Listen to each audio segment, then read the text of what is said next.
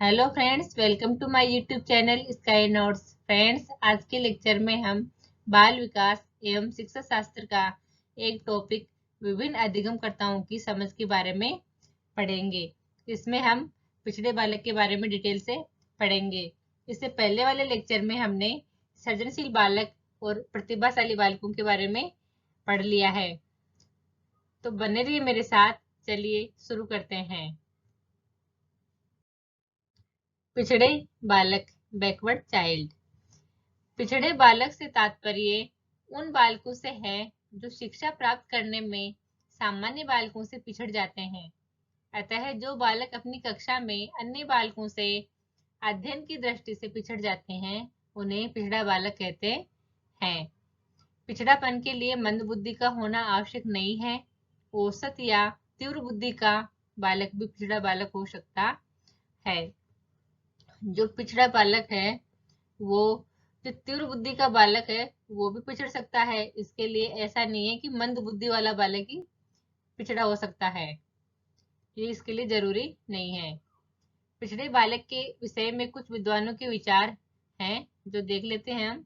सोनेल एवं सोनेल के अनुसार पिछड़े बालक उसी जीवन आयु के अन्य छात्रों की तुलना में विशेष शैक्षिक निम्नता व्यक्त करते हैं।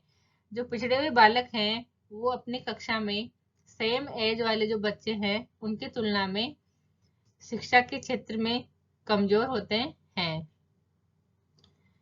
हिज मेजेस्टी के अनुसार कार्यालय के प्रकाशन पिछड़े बालकों की शिक्षा में कहा गया है।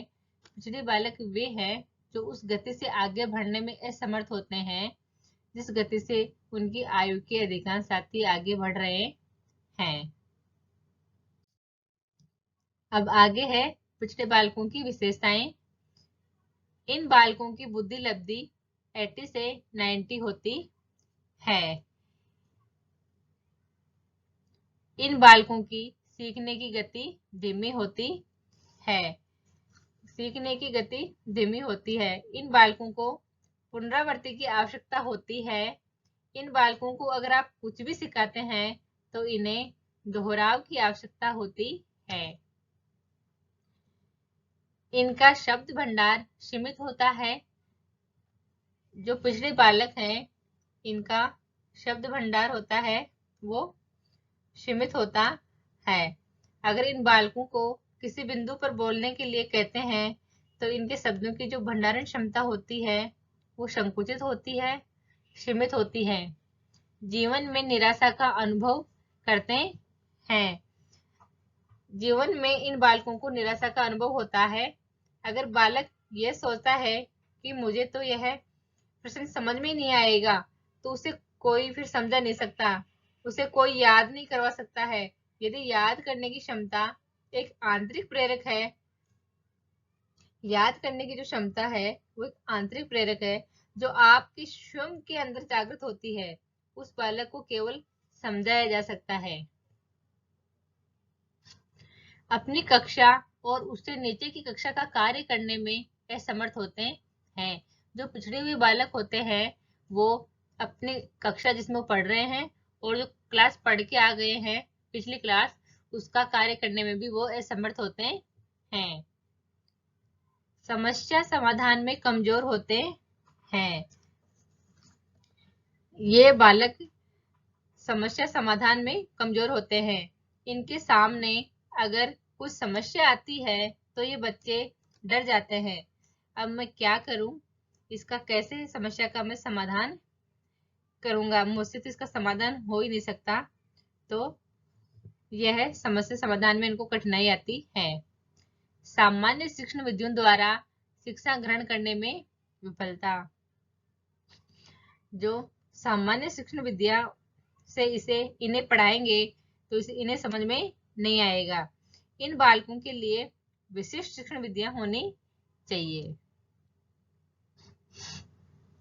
मानसिक रूप से अस्वस्थ और असमायोजित व्यवहार। जो पिछड़े हुए बालक हैं वो मानसिक रूप से अस्वस्थ होते हैं क्योंकि इन बालकों के दिमाग में टेंशन रहती है, वह ये परेशान रहते हैं। और असमायोजित इनका जो व्यवहार होता है वो असमायोजित होता है। ये बालक जल्दी से किसी के साथ समायोजन नहीं कर पाते हैं। क्यों?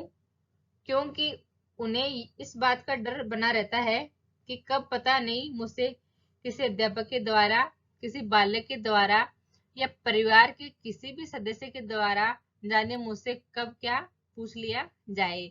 इसलिए ये बालक सबसे दूरी बनाकर रखते हैं। बालक किसी के साथ समायोजन नहीं कर पाते हैं। सामान्य विद्यालय के पाठ्यक्रम से लाभ उठाने में असमर्थता। जो पिछड़े हुए बालक होते हैं वो जो हमारे विद्यालय में जो हमारे क्लास का जो सिलेबस होता है उसको पढ़ने में भी वो असमर्थ होते हैं। विद्यालय कार्य में सामान्य बालकों के समान प्रकृति करने की अयोग्यता। विद्यालय में जो भी कोई कार्य होते हैं उनमें जो ये पिछड़े हुए बालक हैं वो सामान्य बालकों के समान प्रकृति करने में अयोग्य रहते हैं। तो फ्रेंड्स, ये थी पिछड़े बालक की विशेषताएं जो हमने पढ़ ली है। आई होप आपको ये अच्छे से समझ में आ गई होगी। अब हम आगे चलते हैं। पिछड़ेपन के कारण कौन कौन से कारण हैं जिनके कारण ये बालक पिछड़ जाते हैं। तो सबसे पहला कारण है सामान्य से कम शारीरिक विकास।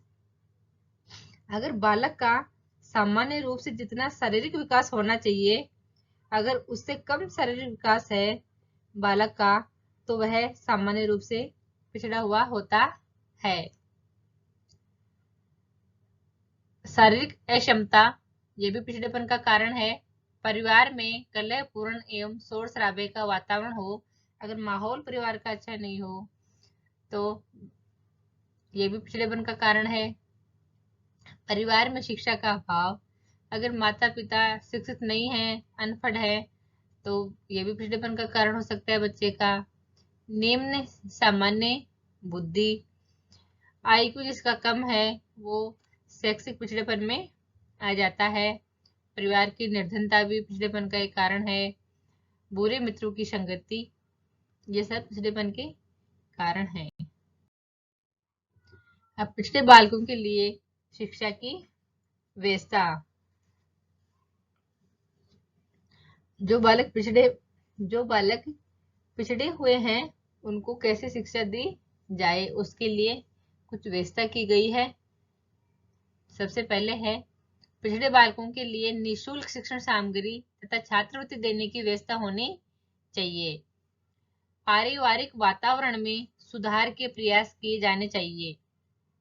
पिछड़े बालकों के लिए विशेष कक्षा की व्यवस्था की जानी चाहिए। ऐसे बालकों के संगी साथियों पर कड़ी नजर रखनी चाहिए। पिछड़े बालकों के लिए श्रेष्ठ अध्यापक की व्यवस्था होनी चाहिए। जब अध्यापक पिछड़े हुए बालकों को समझ आएगा कि इनको कैसे पढ़ाना है, कौन कौन सी शिक्षण विधियां यूज में लेनी है जो इन बालकों को अच्छे से समझ में आ जाए, तो इसके लिए श्रेष्ठ अध्यापक की व्यवस्था होनी चाहिए पिछड़े बालकों के लिए। अब आगे है पिछड़े बालक की शिक्षा। विशिष्ट विद्यालय की स्थापना। पिछड़े विशिष्ट बालकों के लिए विशेष प्रकार के विद्यालयों की स्थापना करना जरूरी है, क्योंकि विशिष्ट बालक के विशिष्ट विद्यालय में पढ़ेंगे तो उनको और अधिक लाभ मिलेगा। ऐसे विद्यालयों में उनके पिछड़ेपन के कारणों का सरलता से अध्ययन करके उपचार किया जा सकता है। विशिष्ट कक्षाओं की स्थापना। यह किसी कारणवश विशिष्ट बालकों के लिए विशिष्ट विद्यालयों की स्थापना न हो पाए तो उनके लिए यह जरूरी है कि प्रत्येक विद्यालय में विशिष्ट कक्षा स्थापित की जाए। जो पिछड़े हुए बालक हैं उनके लिए विशिष्ट कक्षाओं की स्थापना करके भी हम उनका पिछड़ापन दूर कर सकते हैं। छोटे समूहों में शिक्षा। पिछड़े हुए बालक वास्तविक प्रगति तभी कर सकते हैं जब शिक्षकों द्वारा उनके प्रति व्यक्तिगत रूप से ध्यान दिया जाए।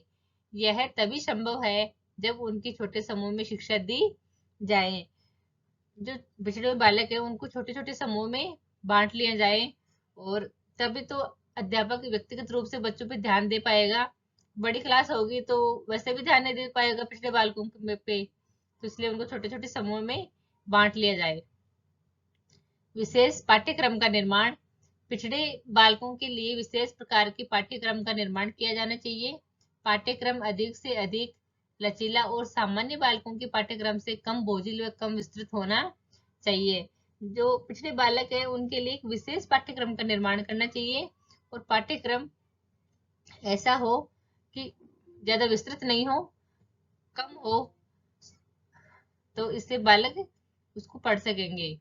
इसके अतिरिक्त वह बालकों के लिए उपयोगी हो, साथ ही उनके जीवन से संबंधित और उनकी आवश्यकताओं को पूर्ण करने वाला होना चाहिए। तो ये थी पिछड़े बालक की शिक्षा। अब आगे देखते हैं। अब आगे कुछ इंपॉर्टेंट क्वेश्चन है वो देख लेते हैं। पिछड़े बालक ऐसे बच्चे हैं जिनकी सीखने की गति धीमी हो, बुद्धि लब्धि स्तर 80 से 90 हो, मानसिक रूप से अस्वस्थ और असमायोजित व्यवहार हो इनका, उपरोक्त सभी। तो जो पिछड़े हुए बालक है उनकी ये सब विशेषताएं होती हैं, तो इसमें आंसर डी हो जाएगा। सेकंड क्वेश्चन है, निम्नलिखित में से पिछड़े बच्चों की कौन कौन सी समस्याएं होती हैं? कम शैक्षिक उपलब्धि, संवेगात्मक समस्याएं, सामाजिक समस्याएं, उपरोक्त सभी। तो जो एक पिछड़ा बालक होता है उसमें ये सब समस्याएं होती हैं, तो इसका आंसर भी डी हो जाएगा। अब आगे है, मानसिक स्वास्थ्य को अच्छा रखने के लिए निम्नलिखित में से कौन सा तरीका सही नहीं है? तो सबसे पहले है, कुछ नजदीकी विश्वसनीय मित्र बनाएं, अपनी समस्या हर किसी को नहीं बताएं, कुछ मनोरंजन की अभिरुचि रखें, किसी विश्वास पात्र व्यक्ति से अपनी समस्याओं की चर्चा करें। तो इसका आंसर हो जाएगा, अपनी समस्या हर किसी को नहीं बताए। ये मानसिक स्वास्थ्य को अच्छा रखने का तरीका नहीं है। जो हमारी बात समझे उसी को समस्या बतानी चाहिए। यदि एक बालक कक्षा का औसत कार्य नहीं कर पाता है तो वह कौन सा बालक है? तो ये पिछड़ा बालक होगा इसका आंसर। औसत कार्य पिछड़ा बालक ही नहीं कर पाता क्लास में। फिफ्थ क्वेश्चन है, हकलाने का कारण है? तो सबसे पहले है, जीभ का उल्टा होना, जीभ का छोटा होना, शारीरिक व मनोवैज्ञानिक, डी है मानसिक कारण। तो जो हकलाने की प्रवृत्ति है वो शारीरिक विकृति के कारण होती है, तो इसका आंसर हो जाएगा सी। तो फ्रेंड्स, आई होप आपको आज का जो हमारा ये टॉपिक था विविध अधिगमकर्ताओं की समझ, जिसमें हमारा बिंदु था पिछड़े हुए बालक, वो आपको अच्छे से समझ में आ गया होगा। और अगर आपको ये वीडियो समझ में आया है तो चैनल को सब्सक्राइब कीजिए और वीडियो को लाइक कीजिए। और मिलते हैं अगली क्लास में एक नए टॉपिक के साथ में। Thank you.